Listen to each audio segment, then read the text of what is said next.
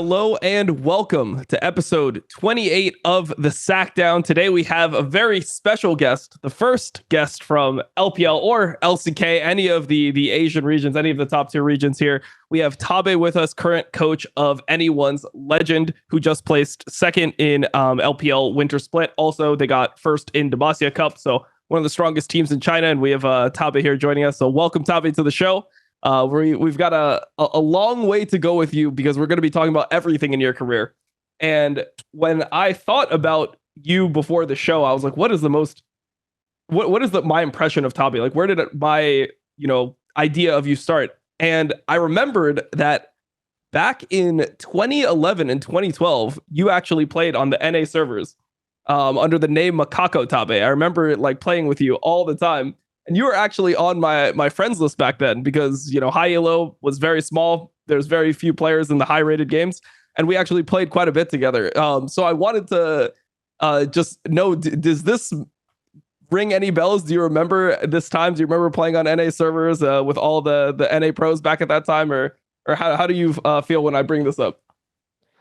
First of all, I have to say hi to the fans, right? Yeah, sure. Hi, fans of Yamato and IWillDominate.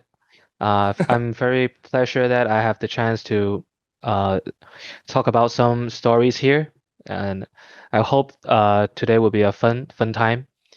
And back to the days, I was like 18 years old or 19 years old, and I don't like to study at all that time, and every day I went to the internet cafe. And Yeah. I start playing it's like 6 a.m. In Hong Kong time, and I was playing 12 hours a day. Yeah, I Yeah. remember like some ID like West Rice, Reginald, Yep. Hotshot GG. Yeah, Yeah. they were my idol. Like at those times, every day I browse the Twitch and I watch their live stream, and every day I was telling myself I have to be them. I have to learn from them. So I was trying to getting a higher elo that days. Yeah. Yeah. I'm for people that don't know the context.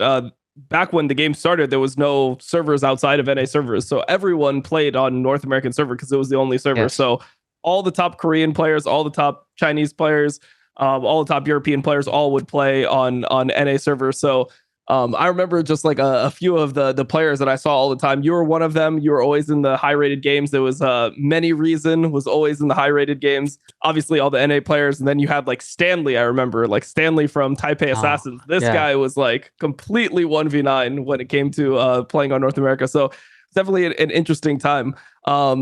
How did you feel just playing the game at this point? Because I mean, the thing is, obviously, when you're playing from Hong Kong, you're playing with 150, 200 ping, something like this. Like, how are you even able to play the game at this time? To be honest, at those times, I don't really feel the ping. Yeah, I was not that professional to sense the ping difference. So I was Okay. like, League of Legends was even now it's still the most legendary game I've ever played.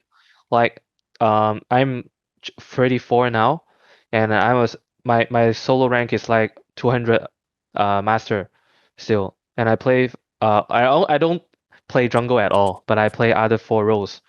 Like every day, there are some new games every day bringing in the society, right? But I still think League of Legends is the best. So it's very uh how do I say, like a mystery for me because I still find this game very entertaining. Yeah, there's something special about League. You just said that you play every role besides for jungle, and Yeah. I obviously am a jungle main. I pretty much only play jungle when I play. Why is it that you don't play the jungle role? Because it seems like it would be something that fits you. You're a smart guy. Like normally, people that are coaches will play either jungle or support because those are the roles where you can use the majority of your knowledge. So why is it that you don't play jungle? Uh, wow, this is a really difficult question. I have tried to spend a couple time like 3 days or like 3 days to a week playing jungle continually. But I think it is hard for me to understand jungle, the logic of being a good jungle player, because I think it is very easy to it's hard to let me to think of the vocabulary. It is very easy to notice as a coach, are you playing well in the lanes? For example, the bot lane, the mid lane, the top lane, it's easy to tell you are playing good or not because you keep on harass your enemy, right? And he cannot even CS or have the experience. That means that you're good at playing the lane, right? But in jungle, there's a lot of different styles of jungle players. Some of the jungle players, they don't invade the enemy's jungle, right? They help the lanes, but they still have a really good result in the tournament. But some of the jungle, they don't gank at all. They just farm and farm even in enemy's jungle, and they have a good tournament result too. For me, it is very hard to like RPG. How do I say? It's like PvE. It is, for example, it's hard for me to be Wei and Kanavi and Xun at the same time. But if I play consistently in the laning phase, I can think, oh, if I was Faker, I was Knight, I can play like that. Then I can tell my players how you have to play well. So jungles for me is very, very hard to learn. It is not about a month or 2 months. I think it is like year to year practice. Yeah. And even till a lot of players, they have to adapt the patch, and also the in the more advanced level, they have to change their play style too. Yeah, I think that's the hardest thing about jungle is just being able to bounce between all the different play styles that you need to play at one time, because you're going to have games where in Fearless Draft you have to play things like Zyra, you have to play things like Nidalee where you need to clear a lot, and then other games you'll have a Sejuani game, or you'll have a Maokai game, then you'll have to bounce to a Vi Wukong style. So I feel like the players that can identify how to do those things the best are the ones that end up going the farthest. And to be honest, that's one of the things that I admire most about Tarzan, who's your jungler right now, is the fact that he is really good at going between a bunch of different styles, and he has so many unique picks like that I've seen him play over the years that I've really respected that he has the idea of like, oh, this game enemy team is this type of comp, my jungle pick will counter them. So like, for example, I remember back in, I think it was 2022 with like LNG, he would play Zac. If enemy team had 2 immobile carries, he would play Zac. Last year against Dom1, I remember his Morgana pick into the Vi, which was like, like pretty much just won them the game at World. So yeah, I've always respected that a lot about Tarzan. But I would say, Tabe, if you want to play jungle, full clear style is the best for solo queue. At least in North America, full clear style, you just full clear, you're always strong, low risk, high reward. That is the way that I choose to play jungle when I play it after playing for a lot of years. I think it's just generally the most consistent way to play solo rank games where you don't really know like who your teammates are. So if you want to give it another go, full clear style. That's what I preach. Thank you. I've tried full clear play style when I play like Shyvana, Karthus. But the thing is, solo queue, the play style is so different with the actual game. I mean LPL game or even scrims, because we need a lot of coordination with the lanes if we are playing the actual game. In solo queue, you don't, how do I say? You don't need to bother them. You just you are fair ahead, then maybe you can win. But in the actual game, you cannot do this because we have to think of the feelings of the lanes, right? Yeah. Yeah. Usually, Tabe, it's like in your case, you have had such a long career in esports. It's like you were there from the beginning and you were very, very active at a high level. You mentioned already that you went to like gaming cafes and you spent hours there. I wanted to ask you, because usually in early days of esports, you have to do a lot of sacrifices. You have to take a lot of risks. Can you share some of the stories of before you got your contract with the first one with IG, what you needed to sacrifice and the risks you needed to take to eventually, fulfill your dream? I think it's not the word sacrifice. It's just because I cannot put enough attention in my studies, my academic career.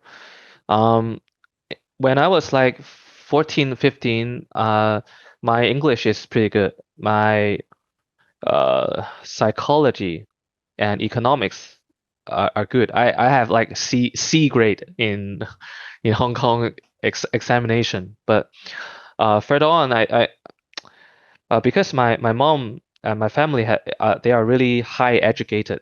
Um, but I don't think it is entertaining for me.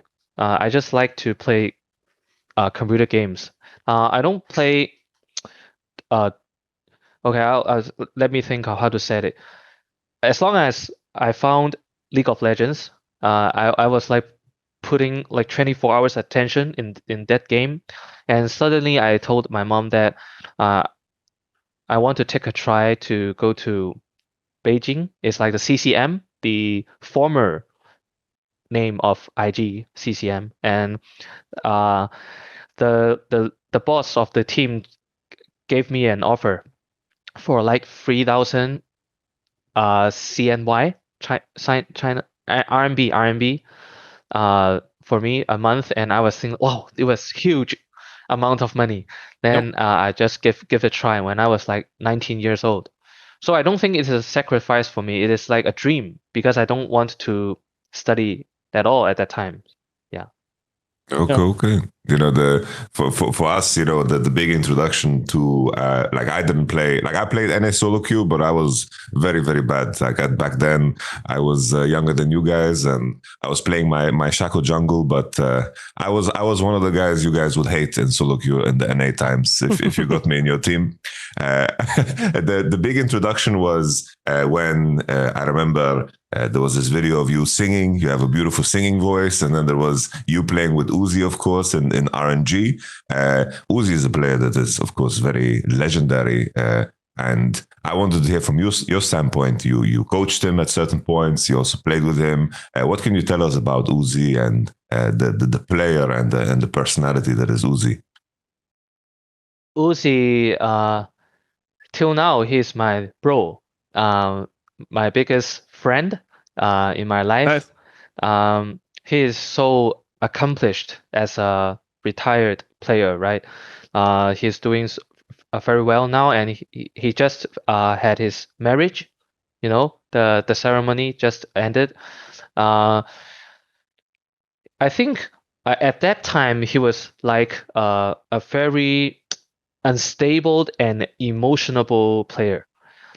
He is so easy to be angry and like out of his mind when he didn't play well, or even the teammates didn't perform well. And for example, in the scrims, if one of us, including me and other team members, if they didn't play well, maybe sometimes he will say, if you guys don't want to play, just go away, don't play, don't scream.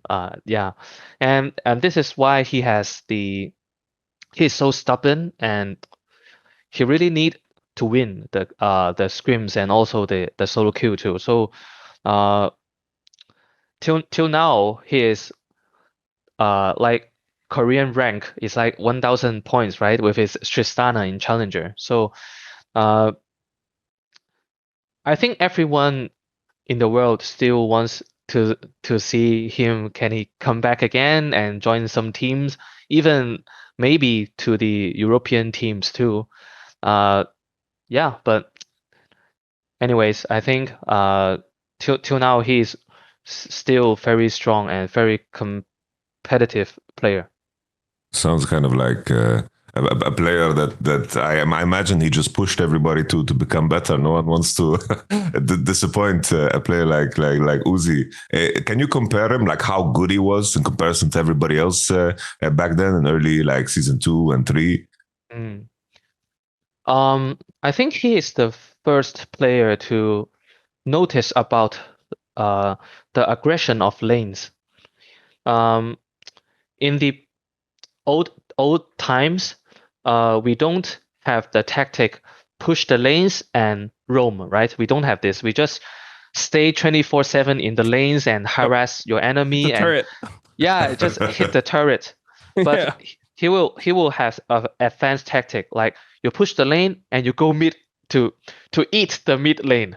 Like you know, this is I was To just because farm the in mid lane? yeah Like- yeah like Okay. and after farming the lanes, just go farm the jungle and back to the lanes, like triangle farming. Um, I think it is pretty fun to bring this out because I think for him this is not a tactic. It's just for him it is a good way to speed up the farming. Your economic, you have quicker time to get the items. And there's a quote in the late in that time is that wait Uzi free items. Do you remember that?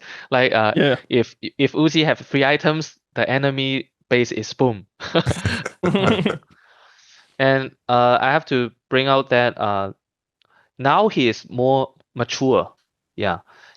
He has a lot of fans and he will calm down now, and he will also encourage the team to be a better player. They will but not by scolding them or be angry with them. Yeah. So I think everyone knows that he is good now.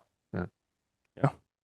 No, I was just when you were saying that, one thing I remember about watching Royal Club in 2013 Worlds was that Lucky always had no farm. Lucky would have 50 CS at like the end of the game, and I was like, how can this guy have such little farm? And now I should have been watching closer, but it must be just that Uzi was taking his camps every single time, so he couldn't farm.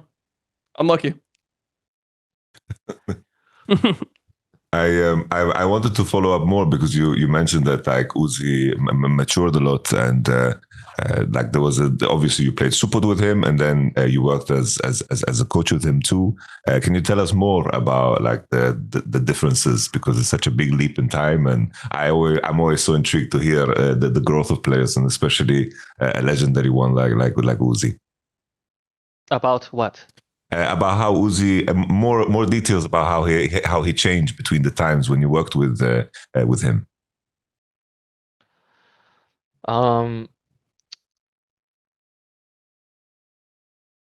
It is how to say? It is hard to say because I didn't coach with him. Oh, really? Yeah, because we participated. Like I coach him in a tournament, but it's not LPL. You know, it's okay. made by Huya, the legendary cup. You guys know it? Okay. Yeah. I think we have it. It's like in winter, right? Yeah. I coach him for 2 times. At that Huya legendary cup is like the old guys cup. Yeah. I know. Yeah. In the old guys cup, I coach him, and it is so different in S3. In the coach when I coach him in the old guys cup, he was very mature, and because there will be a lot of how do I say the word when you are streaming and there's some words coming Chat. in from the chat. There's a lot of chat. Maybe sometimes they will blame the teammates for not helping Uzi play, right? But he was encourage them to like don't look at the chat, just perform well and focus, or maybe you guys can turn off the stream. He will say a lot of things to motivate the team other than only the game. Yeah, for me, League of Legends already developed for like 15 years. It is more than a game now. Sometimes you have to be a leader. You have to say something to motivate the team. And I think Uzi is doing well now. Yeah. This episode is sponsored by Turtle Beach. I'm currently wearing my Turtle Beach 700 stealth ones. You know, they have been super, super helpful to me because the main thing that I really, really love is the fact that the battery life lasts so long. 80 hours with a quick charge feature is kind of crazy. In the past, I always was skeptical with anything that is wireless. You know, it's like I'm very, very slow to agreeing to new technology, but with these ones, you know, I'm up to speed with the newest technology. 3D sounds super important. People always think that it's only important for CS or Call of Duty or whatever, but honestly, it's quite important in League too. You know, you need to know where Sion is ulting you from and where the globals are coming from, because activating all your sensors and, of course, really leveraging the newest technology to make sure that your sensors are up to speed with the game can definitely give you a competitive edge. They're really, really comfortable. I have a big ass head. They're comfortable. I can wear them for a very long time. So my Turtle Beach 700s are just connected to all of my devices, my PlayStation, my phone, all at the same time, which is super, super fluid to use with the multiple dongle action that you got going on when you buy these. You know, I think it's very important to make sure where you spend a lot of time. Of course, on your PC, it's important to make sure that you have the best stuff possible to make your experience as good as possible. You know, invest in things that, of course, you know, in things that you spend a lot of time on. And I wear this headset all the time. So head to turtlebeach.com and use code TSD for 10% off your entire order. That's 10% off your order at turtlebeach.com with promo code TSD. After you purchase, let them know that you came from the Sackdown. You know, that would help us a lot, and helping us hopefully is an incentive of yours if you have watched our episodes and you got to this point. Even if you're a hater or a lover, you know, please take the time, if you of course purchased and upgrade your headset with the Turtle Beach one, to let them know that, you know, we sent you. So with that being said, thank you very much to Turtle Beach for sponsoring us and making sure that our heads are comfy and we're always up to speed with all of the noise that goes on in the virtual world. So thank you very much. Maybe you can help me here, because I was under the impression that you worked with RNG during that period, like 2019 all the way till 2023. Maybe you can clarify, because maybe the information, because it's like we have our own database in terms of how it went, and I remember like we were booking scrims with one another back in 2022, because this was after Uzi's time. Can you correct the record between 2019 and 2023? What your roles were? I started my LPL career as a coach, but it is like analyst in RNG. Because back to the days, I didn't perform really well in CB low. I was coaching Kaboom, and the team weren't going very well, and I took a rest for a really long time, like 7 months and 8 months. And after the game S10, right? After the S10 game, I just posted the Weibo. I said, "Oh, why the BP was terrible." I wrote a post. Yeah, and the boss of RNG interviewed me and gave me a chance to coach in RNG. But I was like very happy, because my failure in CB low let the failure of CBO in Kaboom affects me a lot. I really can't find any job in LPL and even the whole world. So I don't have any advantage in finding a coach job. So I ended, and I think that RNG was a really good chance for me to join. Yeah, it is very tough, because when I first joined RNG, I was analyst and I have to do a lot of work. And I don't have any analyst skills. My mathematics was very tragic. Tragic. Yeah, it was tragic. My mathematics is like kindergarten level. So I have to learn to be a good analyst. But till now, I'm a really bad analyst. So I tried to perform, and the boss gave me a chance in 2020 for me to be the head coach, and 2021, Poppy and me, we sometimes we change the role, the vice coach and the head coach. Yeah, I left RNG after 2022. Yeah. I was going to ask you back in the 2013 times. I mean, you were a player that went to World Finals, and immediately you ended up going to a coaching role. And I assume that even if you weren't going to be on RNG or Royal Club at the time, you would be able to find another role as a support player, like somewhere in the LPL. So why did you decide to go to coaching so quickly instead of trying to continue your playing career? Because normally players, when they reach such high highs, they want to just keep on going for as long as possible. There were some reasons about why I retired at that time, because first of all, there is a common knowledge that I was 23 years old that time. Okay.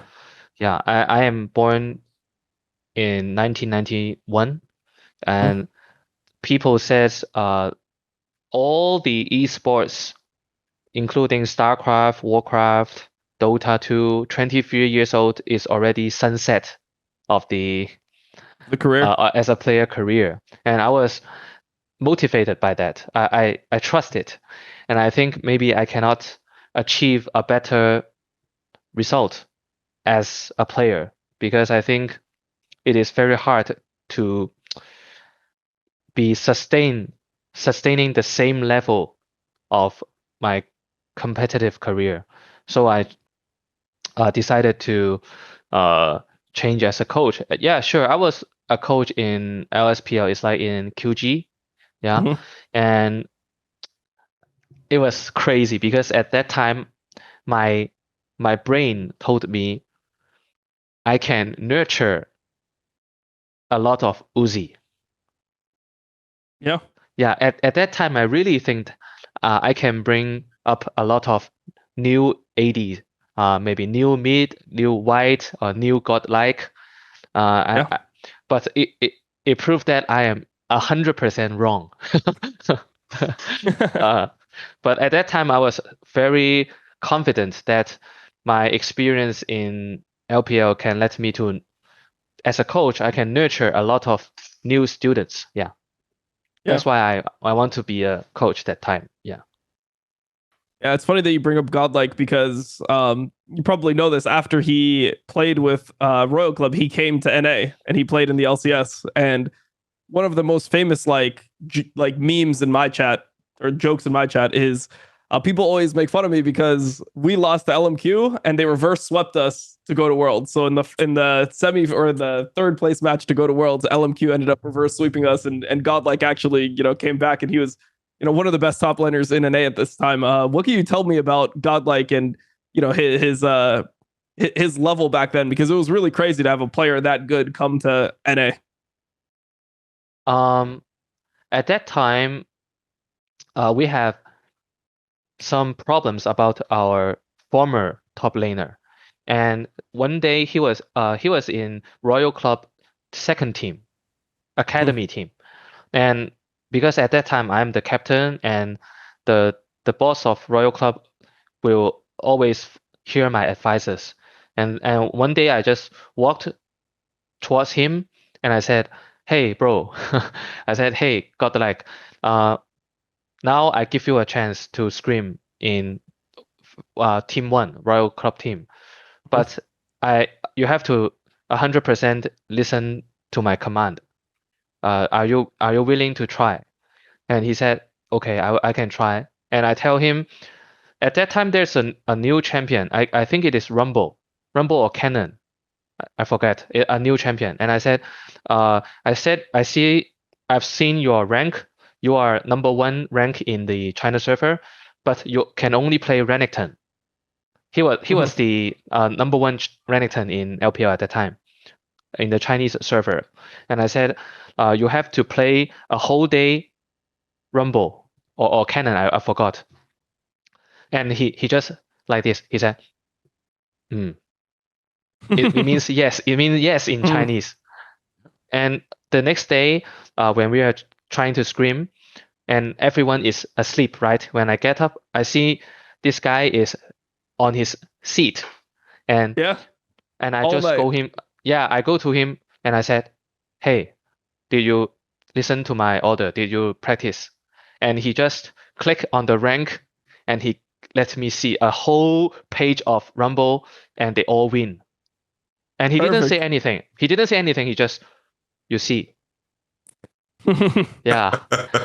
And at that time, I think, wow, what a good player. And after that time, we become team player. Yeah, teammate. Yeah. Yeah. And who was the top laner? I'm gonna ask you this because I just want to make sure that I'm correct. Who was the top laner that you had before GodLike on that team? Was it more? Maybe more, or Xiao. I forgot. So all these guys are For the LMQ, guys that made up LMQ ended up just ruining my life. So that is why I ended up retiring, and that is why I'm here right now. Is because all those guys took me out. I mean, it was crazy back then because there was no import rules. So that was the thing where, like, the Royal Club, that was essentially Royal Club's second team, just came here and destroyed us. So that was that. Yamato, I know you wanted to go into like the 2015, 2016 time, and then we could go into more times with like AL. Where do you want to start with the coaching here? It's like there's something so crazy about what you do, Tabe, is that especially like with Bidi Bidi, anyone's legend, and also like with RNG, it just seems like you come into a team and there seems to be like a magic touch. I want to ask, like, when you join a team, when you start to coach a team, what are the foundations? What are the things that you think are the most important in your view of the game to teach to the players? I think as a coach in LPL, the most important thing that you have to do, the first thing is you need the team to trust you. It is including not only the managerial roles, the boss, your manager, but the most important thing is the players. Like, for example, the new patch, right? Tomorrow, the first stand, we knew that the Ambassador nerf, right? And the nerf of Ambassador E. For example, in my opinion, I think this champion is still OP. My opinion. So if I tell my players, okay, if I tell Flandro, I said, I think this champion is still OP, and I will tell Tarzan, this champion, Kanavi plays very well. He can. When we play against TS, maybe they can swap. They can. If I pick Renekton against 369 Ambassador, maybe they will change Kanavi to jungle Ambassador, and they pick Gnar against Renekton. Yeah. So first, this is a situation, right? This is a dialogue of talking with the players. You have to make sure that the players trust you. If you are not a good coach, or maybe not that professional, the players will just say, "Oh, you just bullshit. You don't know the lanes." Maybe they said, "Ambassador can't jungle at all." Okay, you prove me. You play one game Ambassador in front of me. You know what I mean. Because you have. This is why you need to play jungle. This is why you need to play jungle and Bessa. So next time this happens, you just play jungle and Bessa. You show them the best performance of their life. Yeah. This is the most important factor, because every day we have to spend like 14 to about 12 to 14 hours in the training room, right? You have a lot of discussions, a lot of chat with the players, and to keep them be motivated and to prevent them being too emotional. And at the same time, you have to be as professional as much as the players. So it is a very difficult task. And I learned it not from the start. I learned it years by years by years. And even now, I'm still learning, because I have coached with a lot of players, right? Different players have different personality and different achievements. So till now, I am still learning. Yeah. Would you say you are more let's say spontaneous in how you do things, or is there a specific structure to how you like to do practice and how you like to do reviews, or is it just? I think for me it is very tangible. it is very elasticity like Okay. this. Yeah, Yeah, yeah. elastic for me because different teams have different problems, and different teams have their different advantage and disadvantage too. So every time I joined a team, I will prevent them to encounter the disadvantage again, and I will prevent them to have that mistakes, and I will try to like pull up their advantage. For example, if our for I can give an example. If my team is good at support and jungle coordination, I know they are good at it, right? Then I will tell them, now I need you to be the number one in LPL. Yeah. And if they have a very bad bot lane, I will tell them, now I need you to be at least the playoff level of bot lane, and slowly to pull up the entire level. Do you understand? Yeah.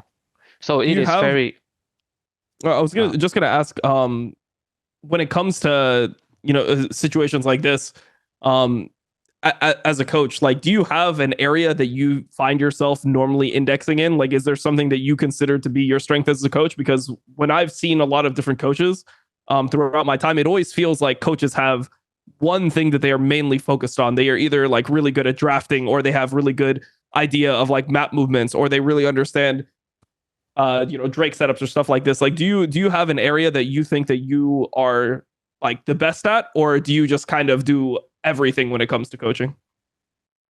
this is a very good question. I think for me as a coach, like every scrims, after the scrims, we will say something about the players. You can be better about this time, this area, right? And in Chinese, we said this is 复盘, like review, scrim review. And just now you said the map, the dragon, the lane, this is all included in review. Yeah. I think maybe my review is not that good. Maybe I would grade my review like A. Like the 50 points is like okay, is like C. I mean like A. But my strength, I think myself, is the communication with players. Yeah. It is, for me, it is very easy. I can say the word easy to talk with even the S level players like Bin, maybe like Knight. I never coach him, but I'm a good friend with him in the real world. Yeah. Do you tell him that it's time to retire since he's 24 years old? You tell him it's, hey, I retired at 20. No. Oh, okay, never mind. Now it is. I think it is completely wrong because Faker already told us he can play till 30 years old, right? Yeah. And every day I tell the same thing to my players too. Like, if really Faker retire, then you guys maybe can try to retire. But if Faker continue, But if Faker plays until 40 years old, then you guys have to play till 40 years old. Yeah. Okay. You better hope that Faker doesn't retire this year. If he retires this year, then you have no team. Yeah. I think I keep on saying the topic just now. The most important thing is, other than communication, is the inspiration and creativity, being a coach. At like back to the days, just now I said I really enjoyed playing the scrims with C9 in 2023 because I remember very significantly. Why? Because we swap them, sweep. How to say? We win them very easily. Yeah. You swap for like them. five. We swapped them like 5 games, and the last game, suddenly, one of the players said, "Okay, we are in real mode. We just finished eating sushi," and I was laughing. I said, "What?" Then after the game, they tell us the Scion. They play the Scion and enter our jungle. And after that game, we like GG in like 5 minutes. We can't play at all. And at that time, I gathered my players, and all of them, they didn't put much attention. They said, "Oh, we just lose one game and we won 5 games. It's okay." But in my point of view, I think this is very critical. And I will gather my players and I stop doing stuff, stop watching the Twitch or stop playing your mobile phone and just get behind me. And we look at the games that C9 played. Yeah. And every second I said, okay, we can play better. How to say, I can motivate. Is it mod? Yeah, motivate. Not motivate. Change it. Be better. Improve. Yeah, improve. We can. The C9 tactic is very good, but we can improve this time of the game. And we learned about like 3 days, and we successfully used this tactic against T1. Yeah, and you guys beat them with it. So that was the. So that's where you guys got the you guys really improved on the Scion cheese was from playing against C9. So for people that don't know, the strategy that Tabe is talking about here is this was before lane swaps. No one actually did lane swaps, but essentially what teams would do is they would force invade with Scion, full bot side, and then the Scion would 4-man dive bot lane.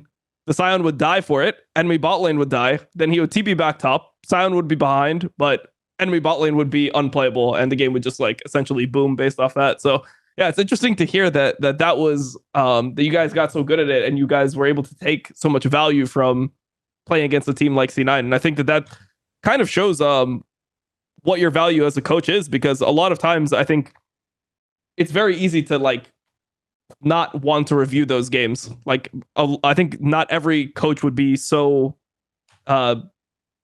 inspired by that to actually sit there and reverse engineer the Scion cheese. But I think it makes sense, because if your players are so much better and you guys actually end up losing a game like that, it must mean that the strategy is good, right? Like the strategy must be the thing that is carrying them to make up the difference between the players. So I like the idea there. And to furthermore, to say about this, like NIP, right? Till now, you can always see, you can see Shanji, he plays the Udyr, and level 1, he just ghost and use the R, the strengthen R, and double R. The game we played against NIP, right? Our bot lane didn't notice that Udyr was at top. And some of these things are, most of the time, I think, being a good coach, you have to notice about this. And you have to tell the players some small techniques can make a big difference. Yeah, for sure.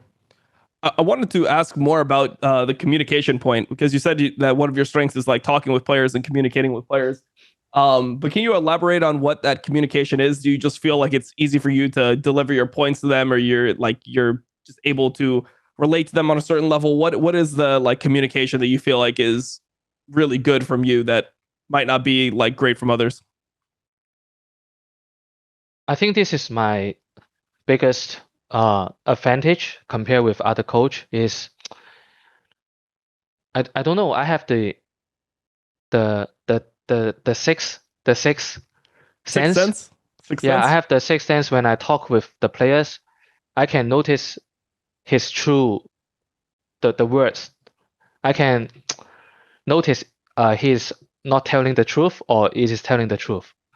Or maybe during the scrims, he is playing lazy.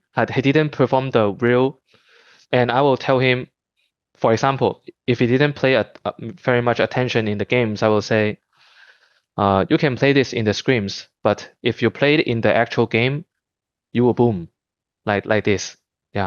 And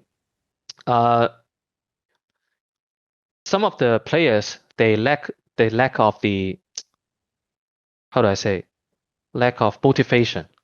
Because every day we are doing the same stuff, right?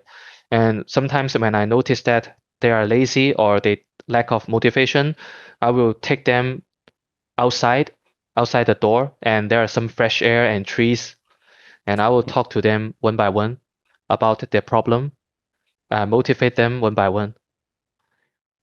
And for after these things done, the team will be like a rope. you cannot pull it. They're so tight, and everyone is doing his job. Some of the teams, not only LPL, I think in the whole, around the world, they are like playing different. They're not as a team playing, but the good teams, they are always the 5 players. If one lane is sacrificed and the other lane will be better, right? Yeah. Interesting. I also wanted to ask on the drafting point, because I feel like one thing that I was giving you a lot of credit for, because I obviously watch LPL, I co-stream the regions, and I have watched every single game that I think you guys have played since you've been a coach. And one thing I've always really enjoyed is your drafting. Like, I thought, for example, the series versus JDG, I thought that was like insane draft gap. And it just seems like you had a big advantage there. So like, what is it that you think that you see when it comes to drafting that other people don't see? Is it your ability to be like flexible in draft, your ability to understand like small things, like for example the point you made on like the Mbessa being a potential flex and just having like these types of reads? What is it that makes your drafting so good? First of all, I always talk with my team, and this is my ability. Like, I don't know how to say. I can do 2 things at the same time. Okay. For example, if I was in a time 2 o'clock and 7 o'clock at the screen right here, and I can watch the LPL games too, the LCK games, I can do 2 things at the same time. And so every day there's a lot of information in my head. And after that, I will play the solo rank. So I will try to use my level, my gaming level, and to read. Is that the information just achieved in my brain is good? Yeah, and I will tell my team. For example, even though the solo, right, the solo in the LPL rules, I will always talk with my players. Oh, maybe Heimerdinger is a good champion in solo. Maybe Oh, yeah. Corki, Rumble is OP. Corki 1v1. Oh, that's why Shanks was winning the Corki 1v1. It was the coaching on the it's 1v1s. not. No. It's simply Shanks playing too well. It's none of my business. Yeah. Like, I think I am doing good in band pick too. Is my courageness. Do you notice that I never bring book or something? I never bring that in the actual game, because when I was amateur coach, I will bring that stuff, and I think this is something that will block your courageness. You have after, for example, if someone pick Rumble, and I just look at the book. Okay, enemy Rumble, I pick what. This is so bad. But only I think it only works for me. Yeah, and this is the third thing, and the second thing is, I will, because there's this how do I say, the new draft mode, double Fearless. Yeah, the fearless draft. Yep. I will also tell them that maybe these champions are good for the enemy team. Maybe we are like just level like B plus or A, but enemy's champion is S. If I pick this game, they cannot play that anymore. Yeah, I will use this tactic too. Yeah. I think the last thing. I want to further on to say the last thing is, players, they often focus more on the lane. Now, of course, the players. That's one of the most annoying things about drafting, is that like people are so concerned with this is a losing matchup, but it's like sometimes you can play a losing matchup that will just make the comp so much better. Like you can play Renekton into Gnar sometimes. It's not a good lane, but you can play it if it means that the rest of the comp is good. If Renekton is OP into the rest of the champions. Completely agree with this. Yes, I always tell my team that 1 + 1 may be more than 2. So maybe sometime, for example, Galio is not good against Hui. Is it Hui? Yeah, Hui. Hui is not against laning against Hui, but maybe the scrub team fight or the early game the Rift Herald, maybe before the Hui second item, Galio is better. You have to keep on telling the players about the knowledge and the information of the different matchups. Yeah, I think I really have a good understanding about this. And also the coach team.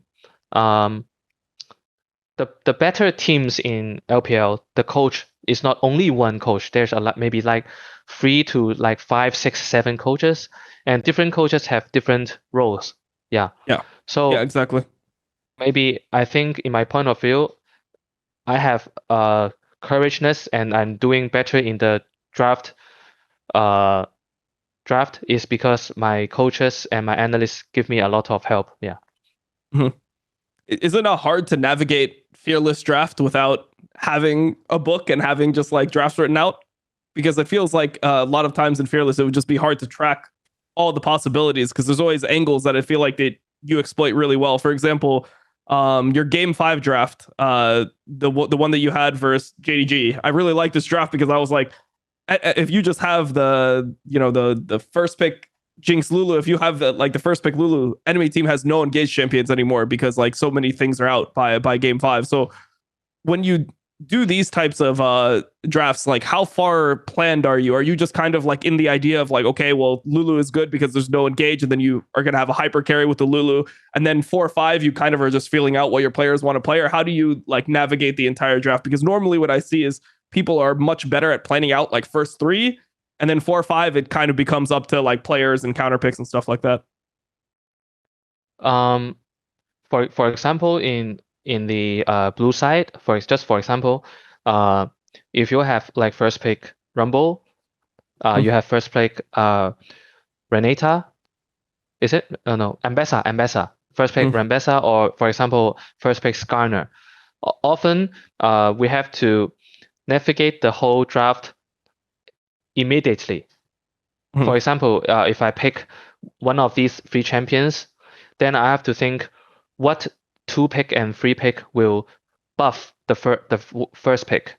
So like the last game against JDG, we got Jinx because I was afraid too, right? I was afraid that if my enemy team get Lulu, but at that time I already think I have to get something, for example, like Nautilus, like Blitzcrank, to prevent Lulu being so ahead. So, but in my point of view, at that time, I think that Jinx is more important than Lulu. Why? Because we never lose when we pick Jinx. Okay. So you have to give some courage to the players too. After you pick this, you have to tell Hope, hey, bro, you never lose in Jinx, so pick it, you win it. Yeah. Sometimes be a coach, you have to say stuff like that. Yeah, because I mean it's interesting because I feel like in that spot most people would first pick Lulu because of the idea of there's multiple things you can pair with the Lulu. Like you don't have to go Lulu Jinx if they take Jinx. You can play things like Sivir, for example. Like you have more hyper carries, but the Jinx being first pick, it ended up just working out perfectly there. So yeah, I definitely I respect that. In terms of like your coaching staff, it because of the way that you're kind of explaining it. Is there anything you look for when it comes to like coaches to be around you? Because if you want to be the one that's talking to players and you want to have control over the draft, it's very hard to like, I would say, find people that will fit in because you don't have people doing specific roles where they're like leading things. They're kind of providing information to you so that you're able to, control the whole thing. So is there any like certain qualities you look for in coaches that you end up having under you? For example, like AL, I'm coaching with Xiaobai. My vice coach, I will tell him, say anything you want every day. During the actual screaming, the practicing days, the routine, everyday routine, say anything you think is right and help me to correct my mistakes. If you think that my knowledge is worse or is not good for the players, just say it. Don't afraid. Yeah, I will tell him to do that. Don't be afraid of me. Just say it and bring it to the actual tournament. When we're on stage, even the draft or even some tactics, you can just tell me how to be a better team. So, but this is a very hard business because it is very hard. Why? It is about the decision making, right? And the knowledge level had to be very high too. So it is very hard to be my second coach. Yeah. But I think it is very good for him till now because he is very young. He is a very young coach. It's 1999. He's like 26 years old. Yeah. And he's still learning. Yeah. Yeah. Interesting. Yamato, is it time for MSI? You know, I'm so intrigued, Tabe, because it's like you've had so much success at MSI, and I wanted to ask you in particular, it's like during your RNG times, the preparation for MSI and how you approach the tournament. What makes MSI so unique, and how come you found so much success at MSI in particular?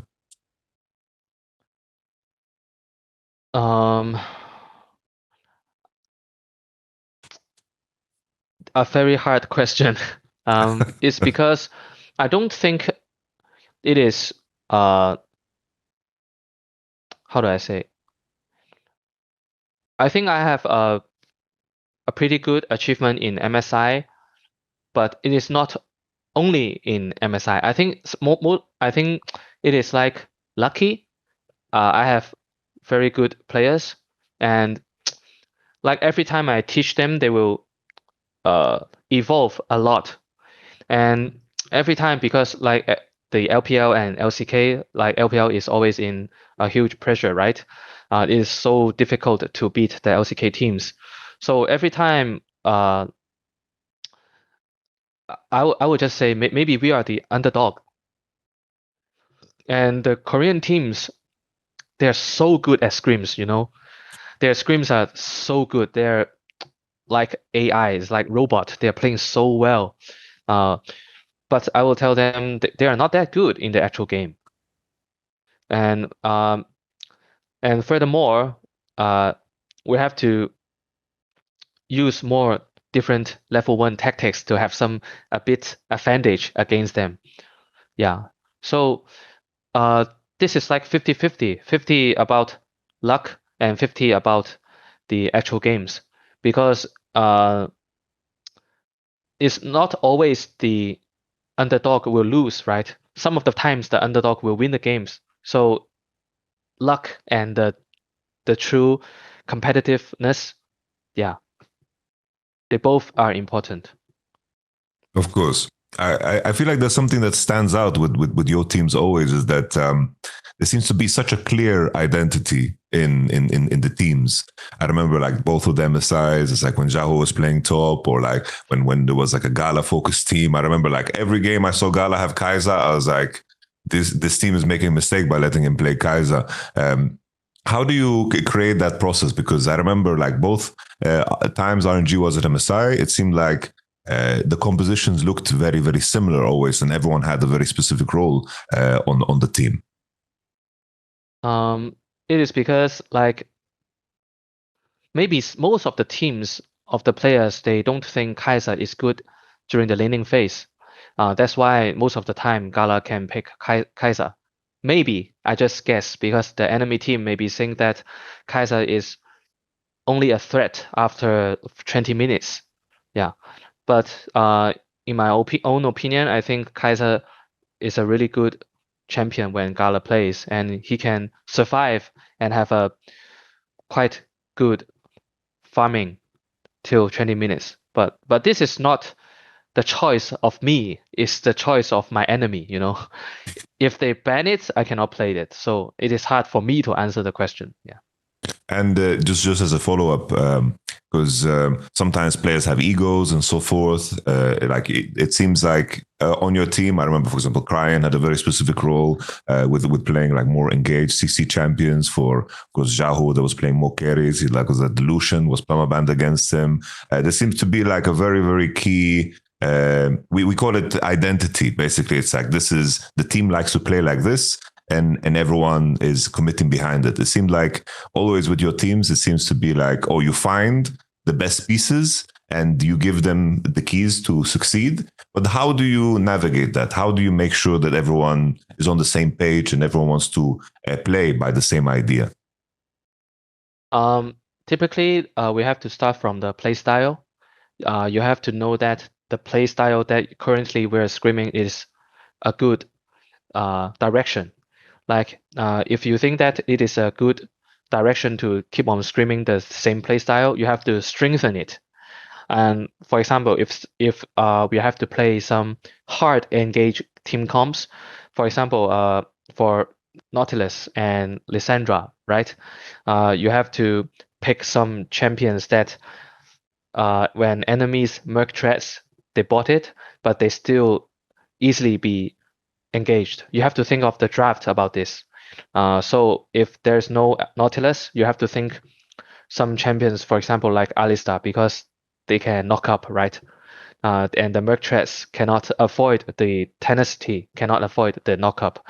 Now you have to keep on thinking this, and during the draft, you have to complete the draft. And you have to keep on practice day by day, and not only 2 o'clock and 7 o'clock scrims. Maybe you have some add-ons like 10 o'clock or 12 o'clock. It's simply day by day practicing and the understanding of the team comp. Yeah.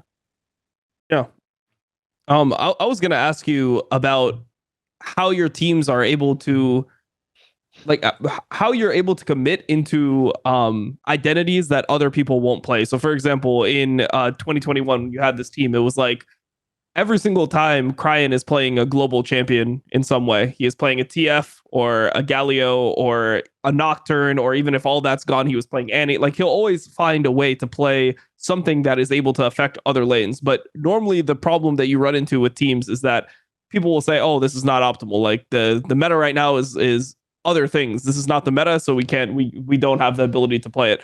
How are you able to like get your teams to kind of avoid just being locked into the meta? Because I feel like the thing that's different about your team is you guys are more open. What teams that you coach are generally more open to indexing into your playstyle and not caring too much about the meta, and trying to ban out champions that will allow you to play your playstyle as opposed to trying to force your team to play the meta. For example, just now I said about the playstyle and the champion comp, right?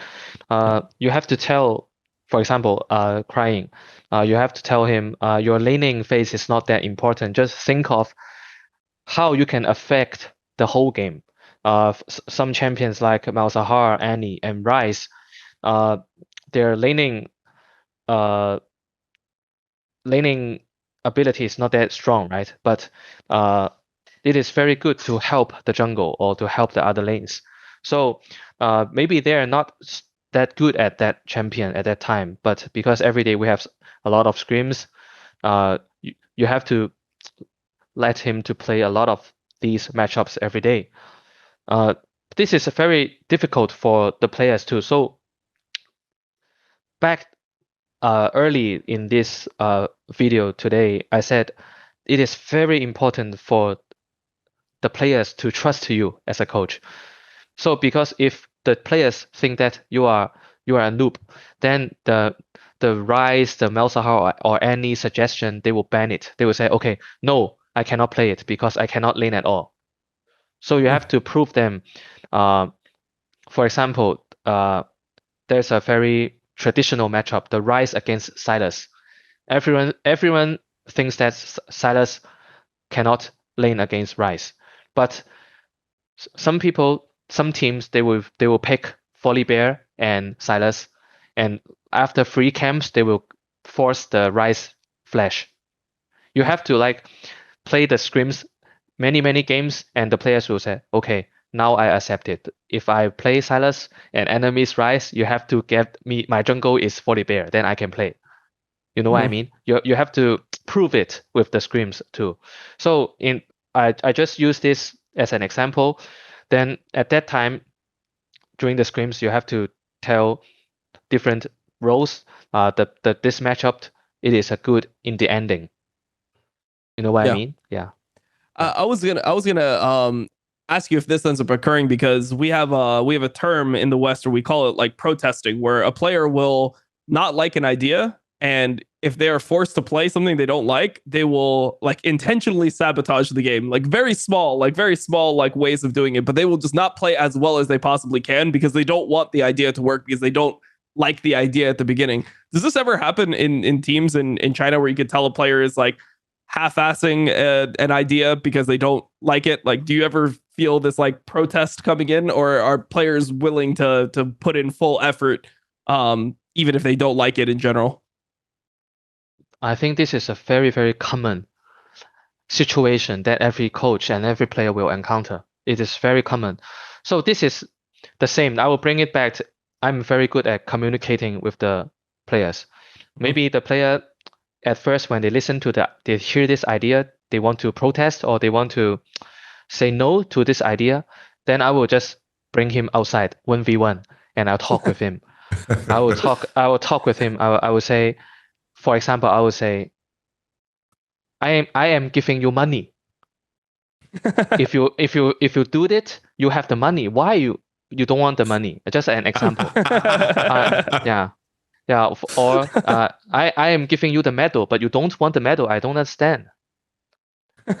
Yeah, because some of the time being a coach is not about the game, It's about how to be a good leader.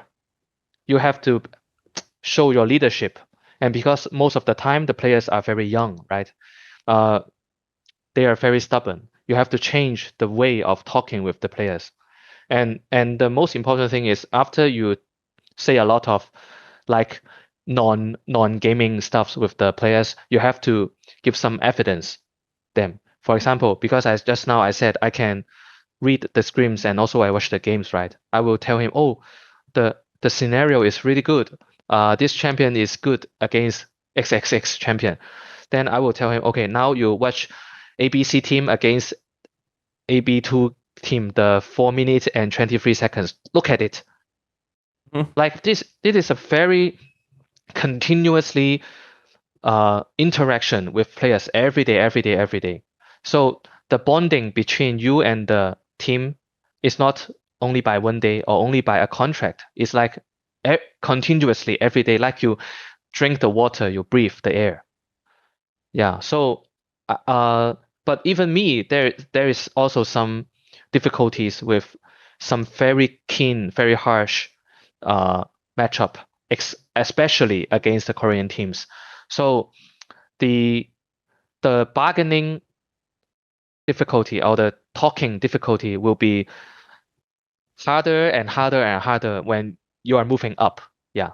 When, especially against Korean teams, or maybe the championship, or maybe the games that you can go to the S. Yeah, it is harder and harder. But for my suggestion to the IWD, your teams, you just said, just tell them if you want to win the Asian teams, you have to give it a try. Yeah, and don't waste our time. Yeah, don't waste our time, because I'm telling you this stuff, and I don't have extra money. I am just doing my job, but you are my bro. I want you to be good. Yeah, just tell them stuff like that. Yeah.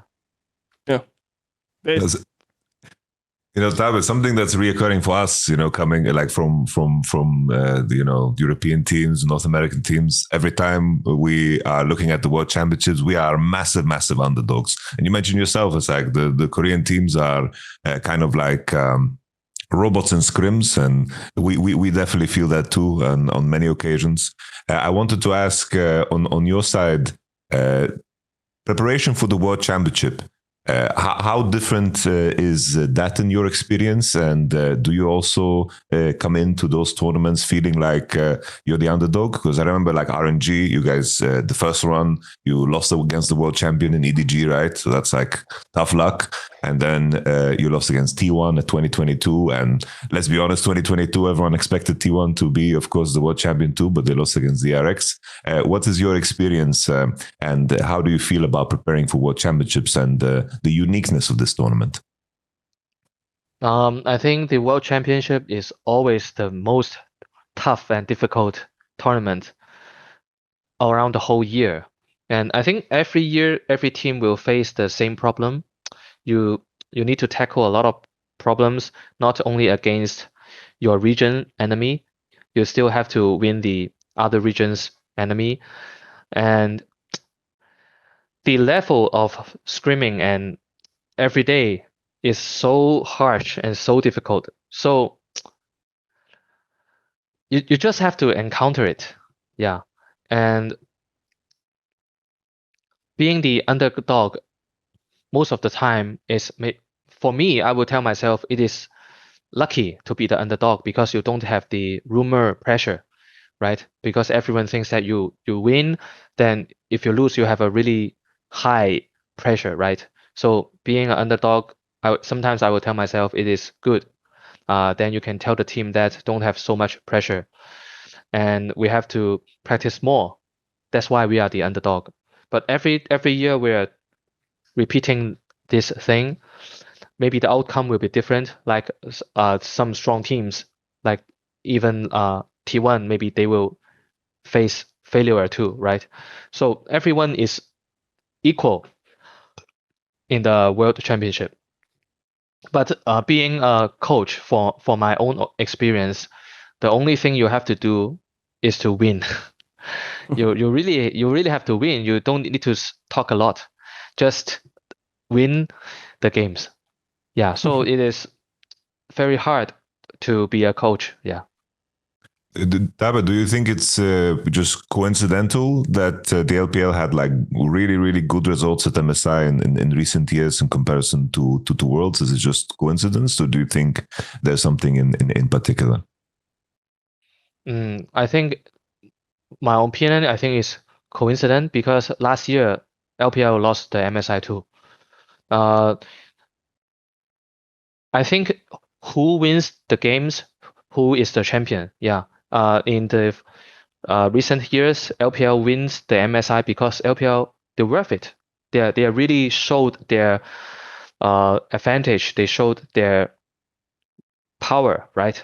And like the last year, the MSI lost to LCK is simply because LCK is doing better. Yeah, so this is one of the problems that everyone have to face too. If your team you want to be better, you have to simply beat another team. As the games being higher level, your enemy will be stronger and stronger. Yeah. You know, I wanted to follow up with asking you about, like, you've worked with so many legends, and someone that came to mind, of course, is like we mentioned already, like Xiaohu played top and he played mid lane. What can you tell us about working with Xiaohu and his personality and how he functions in teams? Because he's been, you know, he's someone that sometimes, to my pain, I wish in the West he is more respected as a player because he has so much experience and has always been at the top. I think Xiaohu is a legendary player because I've never seen a player can be so high leveled of performance in game with two different lanes. And most of the players they can play a good AD and a good support, right? But in the fact, a good mid player and at the same time being a good top player is very, very difficult. I think the achievement that he has done is not about the coach, it's not about me. For me, what I can do, I can tell him a lot of games that he can be a reference, right? But the most important part is he is so talented and he's so willing to devote a lot of time to improve his skills. And because Xiaohu, in reality, in real life, he is a very nice person. So a lot of LPL players and coaches will be a good friend with him. So he will talk with the players. Can you tell me the matchup about blah blah blah X versus blah blah blah champion? And players will be very willing to tell him about the matchup. And also because of his understanding of the game, sometimes he will tell the player, for example, crying, he will tell crying, hey, bro, you can go top and I go mid and both of us will win the matchup. The mid top swapping. And the tactics is also invented by him. Yeah, I really appreciate that his devotion, but I think he is really talented player that he can. Oh, I know that Chovy does this well too. Chovy can play good top lane too. Yeah. How did this idea come to life that he would switch to top lane? Because I faced up against you guys at Worlds and watching your games. It's like Xiaohu was so scary because he was the player who would be willing to pick like Syndra into Cannon, and he would really destroy people top because he had just a different view. But the switch, it's from outside it looks like, oh, this is a crazy risk. How did the switch come to life for him to play top lane? Oh, it's just because we don't have a good top player at that time. And our team cannot continue our journey without the top player. And we have so many like plan B, plan C. But after some scrims, we found that Xiaohu, personally, he is willing to try. I remember that even in the Dimasian Cup at that time, we lost to a underdog team. Yeah, and even after that, Xiaohu is willing to try. And because he is the captain of the team, the captain say he wants to try, so everyone helps it. And also because we have Crying at that time, Crying did a really good performance in E-Star, right? And we think that there's potential for Xiaohu to play top, and we have a very solid mid player. So it is maybe it is the scenario. It is good. The future is good. That's why we like investing this type of team compositions. Yeah. It's crazy to think that like we were in the same group, because for some reason every time I went to Worlds I always in the same group as RNG. I cannot avoid it, and it's funny that you have Xiaohu on the role swap, and we had Bwipo who also role swap, and we played against each other. I was very happy that you could grant me that win in the group stage, because we didn't win a single game because we had some internal problems back in 2021. So I'm grateful that we could take a win. Funny enough, it was on Adam Jace. Adam is not known to play Jace at all, because here. Yeah, if I remember the game, he was like 0-6 or something in that game. Like he was really running it down, and somehow you guys ended up winning anyway. Yeah. So for my experience, we have so much pressure against European and NA teams, because we are always like what is the opposite of underdog? Favorite. Yeah, we are often the favorite team, right? So our pressure will be huge too. Yeah. I wanted to ask you about some of the other coaches in the LPL, like ones that you've that you have a lot of respect for. Or is there anyone who stands out? Because you've had a lot of battles with Homme, the coach of Top Esports now. Obviously, he was with JDG before as well, and you've coached against this guy a lot of times. Like, is there something special about him that you really admire, or how do you feel about Homme as a coach in general? I really admire Coach Homme because he has a lot of championship, and he coached with a lot of legendary players too. And in this year, 2025, I won him in the Dimasian Cup, right, and the regular season, but I lost him in the finals. And I remember what he said to me. He said, "You are pretty good, but you have to try harder because I have more championship than you." Yeah, I really like what he said, and because I mistakenly said Chinese, because for me, I really trust one thing, is even my WeChat signature is the heavy is the crown. I trust this. Like if you want to be good, you need to suffer a lot of attack, Yeah. Everyone attacks you, punch you on your face. The rumor, the public, the chat, and also the enemy's coach. So I will always think of this and to motivate myself. Yeah. and some coach like Danny, when I was in BLG, and Danny coach won me the semifinals, right?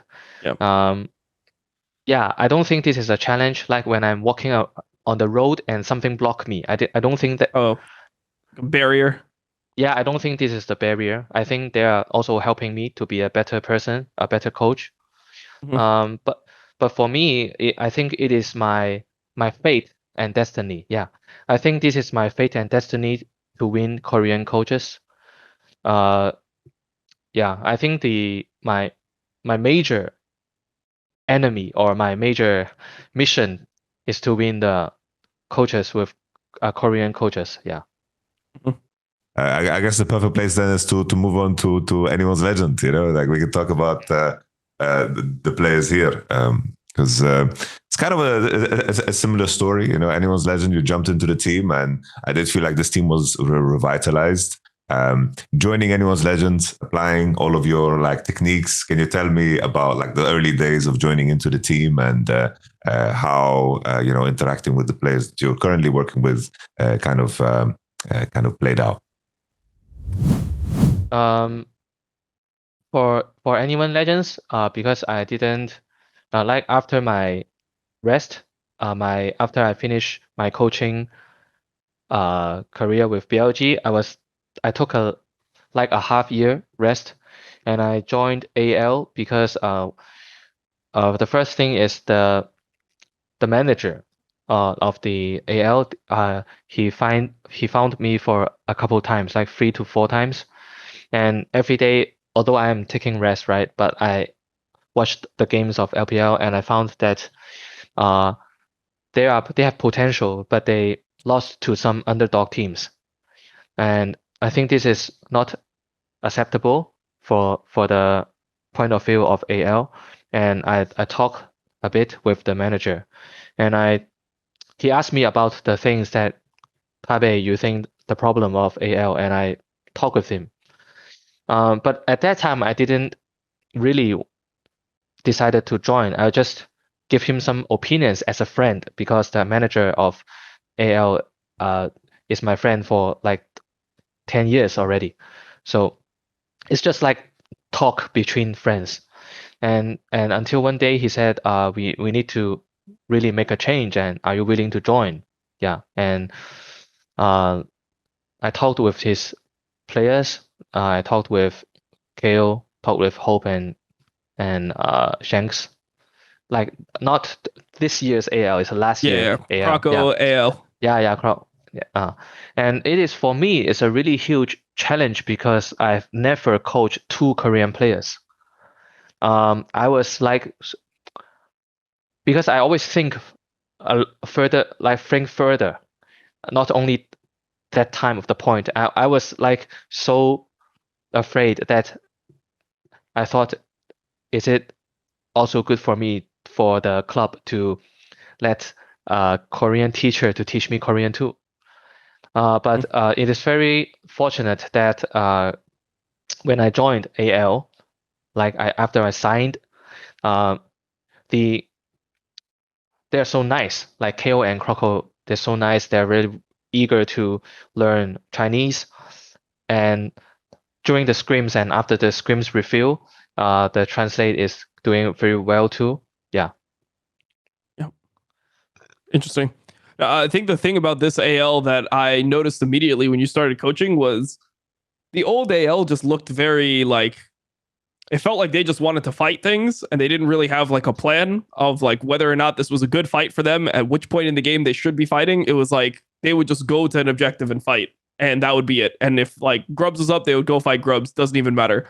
And when you started coaching the team, I noticed they were so much more disciplined about just not taking fights. Like, because a lot of like middle table Chinese teams, I notice will overfight like objectives. They don't like to cross map. Whereas in Korea, like people will cross map more. They'll, give a fight that's not good for them. They'll cross map in general. And I noticed that your team instantly when you joined was starting to give objectives and cross map and make like correct plays. And this was a really important thing to do at this time because this was AD mid meta where, in summer where you guys are playing all these AD mids and you need your AD mid to continue farming to be stronger later on in the game.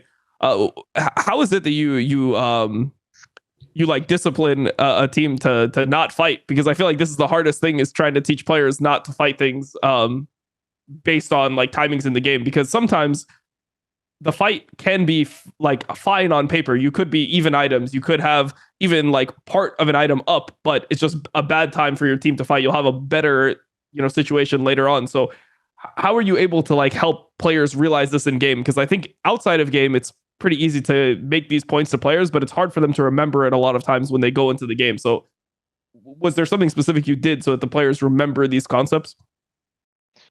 It is basically two factors. The first factor I just mentioned, I think they didn't ever have the concept of the combat level.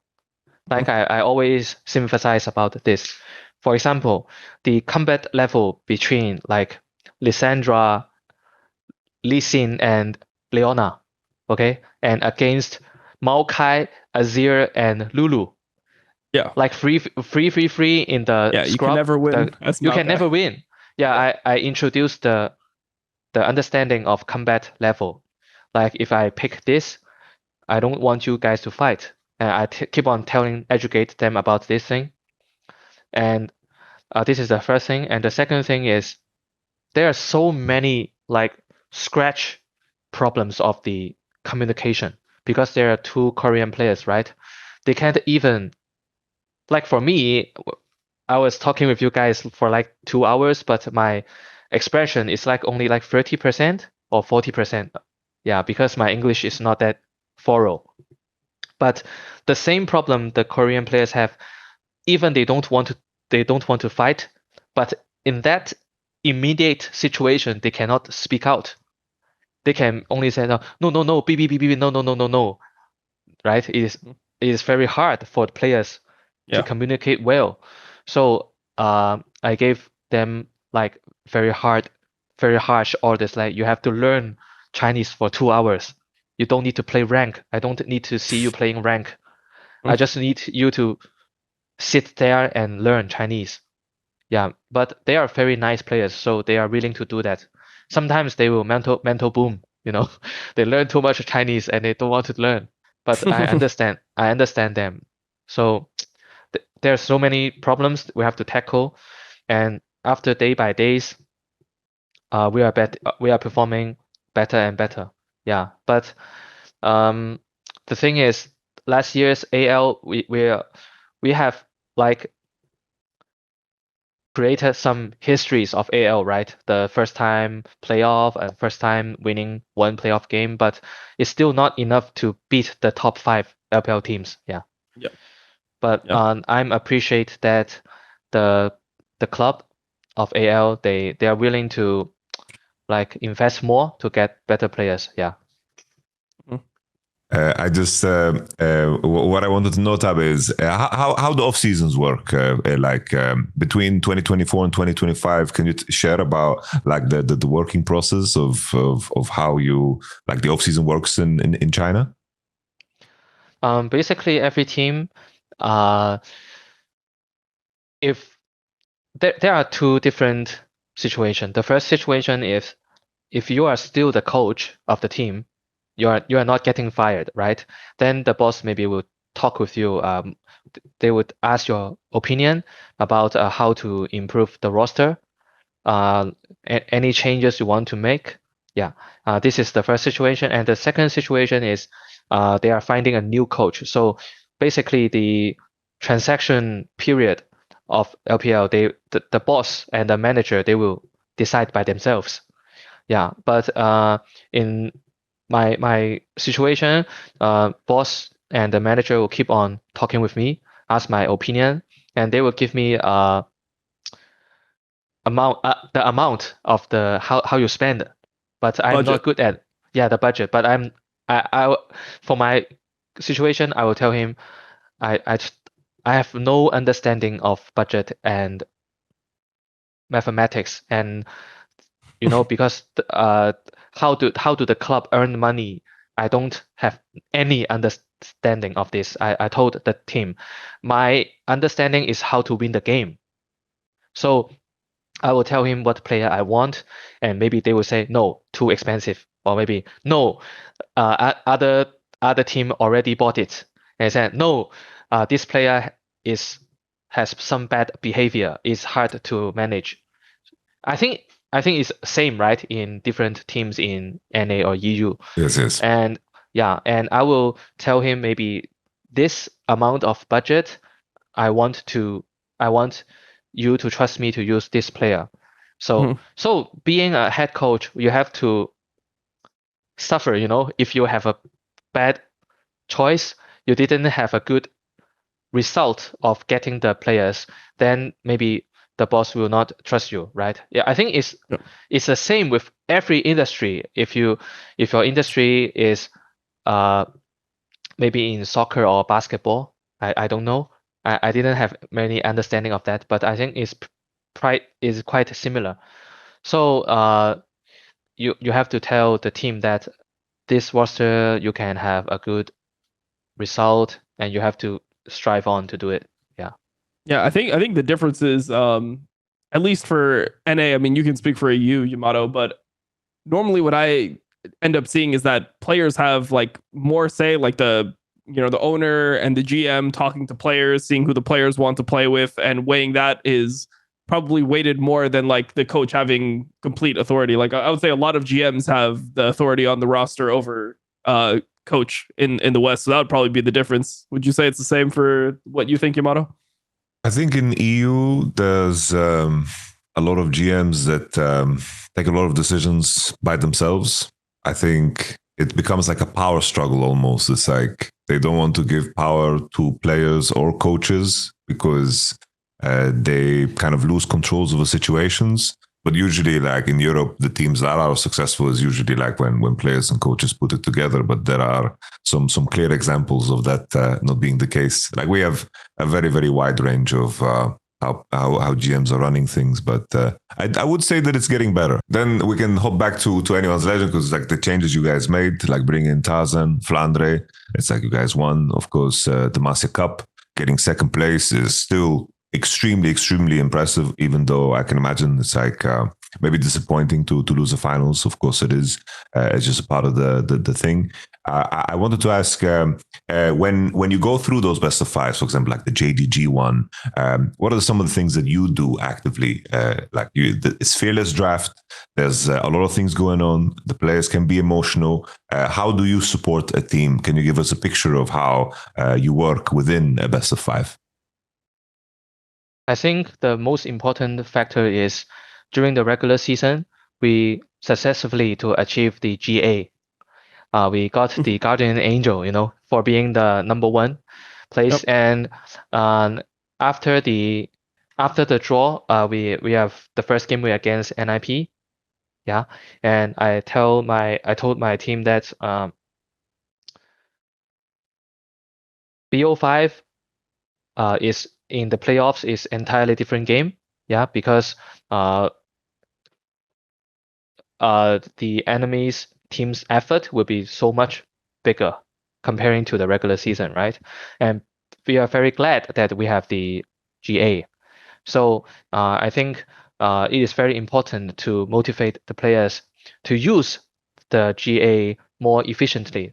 For example, there are so many champions that during the fearless draft, maybe it is usable. For example, I think everyone watched the games when Zeus plays the Olaf top, right? I think everyone are so busted, so motivated by the play. So I will tell Flendor that, hey, bro, you have to give a try. Yeah, it's like don't afraid of playing this and lose the game, because we have the Guardian Angel. Yeah, and there are some same cases too. For example, like the mid rise, right? The rise is first in the very early stage. I think no one except Doin B will think that Rise is a good champion. But after Doin B win games by games, and we are starting to focus it, oh, maybe it's a good champion. It's not only the signature champion of DoNB. So why don't we try? And because we have the Guardian Angel, so we have to try more. You understand? Yeah, you don't need to afraid of losing. So for me, the tactics of to let the players to be more motivated is how to use the Guardian Angel more efficiently. Yeah. And as just a follow up, because like the top esports series happened, right, and you guys lost, and always is very very difficult because from a coach's perspective, you need to care about the players first. How did you make sure that the players walk away with the most experience and the best thing possible from this finals, and not just the pain and disappointment? You mean after the finals? Yes. Like what did you put in place to make sure that the players grow from this and become stronger? First of all, what I tell them is because like for example, tomorrow's game, there's no lane swap, right? Maybe there's no lane swap, but there's maybe some lane swap too because we still have to fight the 6 minute. What is that? The grubs. The grubs is still important, right? So maybe there is some lane swap after 3 minutes, right? But it is already so different with the game we played in finals. So I think my team is mature enough to understand that after the finals, we have to move on, right, to the second phase, the third phase. The patch would be totally different, and also there's also a thing that we have to face is the blue side and red side difference. There's a significant win rate in blue side, right? So maybe we have to tackle a lot of new problems in the future patches. So for my point of view, I will say to players, this will be the last vacation for you guys, because if we want to move into MSI or even to the World Championship, maybe in the future we don't have enough holidays. Maybe like 1 day off through like 10 days or 14 days. So guys, just enjoy the long vacation, and after that, every day will be hell. Yeah. There's no trash talk to the players. Just tell them to play well in the vacation, in the holiday, and work hard. Yeah. But it is very. But I want to say it is very difficult to keep the motivation of players. Yeah, this is a very tough job. The Tarzan is such a special player because it's like always. It's like Western fans. There's a select few fans that, of course, watch the LPL, but a lot of the fans only watch World Championship, and then they see, oh, Tarzan played bad against T1, and then they view him like this. But anyone who watches LPL knows Tarzan is so good at the game, one of the best junglers in the world by far. But something that has eluded his career is winning this championship. What do you think needs to be different for him to finally win together with you here on Anyone's Legend?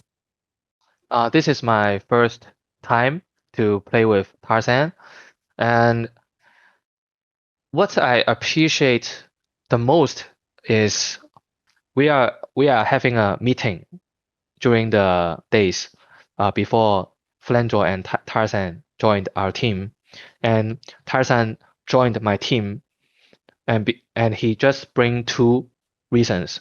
The first reason is he trusts that after he joins AL, Shanks will become Xiaohu. This is his first reason. And the second reason is he trusts me. Yeah, he trusted me as his coach. And now, after I played with him, oh, he's what a treasure for me. I have like being a coach for so many years, and every day I still can learn from him. Like I said I don't understand jungle at all, but I know the lanes, right? So when he during the games, he will know the condition of every lane. Like for example, when he helped the bot lane, and he will said, sorry for top lane. You maybe is in trouble now, but trust me, my bot lane will help you to crush the enemy. So after the words and the play style, top lane will be playing very comfortable, And after the gank of the bot lane, he will said, hey, support, come with me to the jungle, to the blue buff, and I want to help top lane. And he will said, wait for me, top. I am coming to rescue you. Like, and you know what I mean? The words he said, and the most important thing is all the words he said is in Chinese.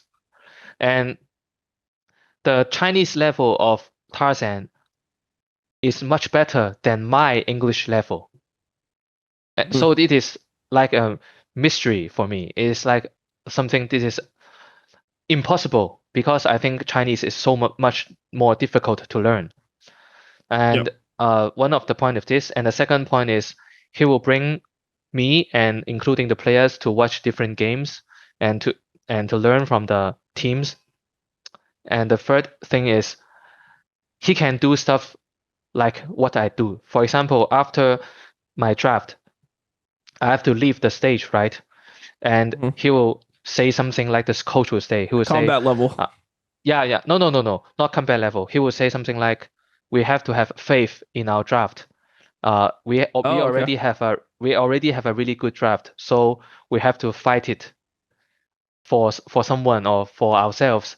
This is very rare, It's very rare to, and I believe Faker can say something like this too, because I read a lot of the documentary of T1. Tarzan will say something like this too. For example, when we are behind, he will say, trust us, we didn't behind a lot. We can still win. Because all of us here have been a player before, right? Sometimes we don't want to play anymore in the games. We want to just skip the game and play the next game. But after listening to his words, we will keep on fighting. It is a spiritual level.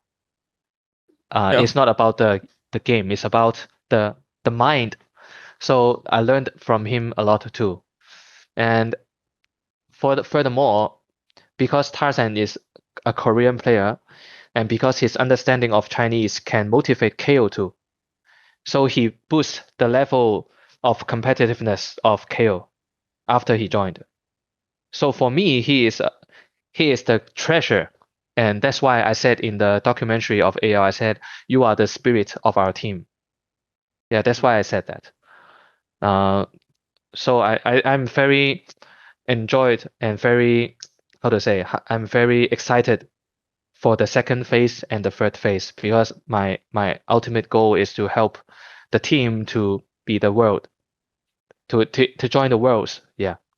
So to be honest, 16 teams of LPL, and if AL is able to join the worlds, it is already a very hard mission. Yeah. We look forward to it too. Dom, on my end, I'm super happy. Do you have something to add, Dom?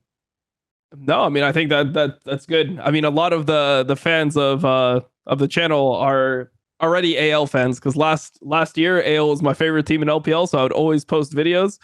Tabe, if you ever go through my YouTube channel, you will see so many thumbnails of your face.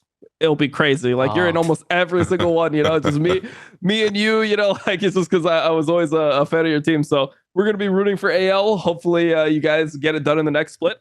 And yeah, thank you for joining us here on this episode of Sackdown. I mean, this was, it'll be good when it comes out.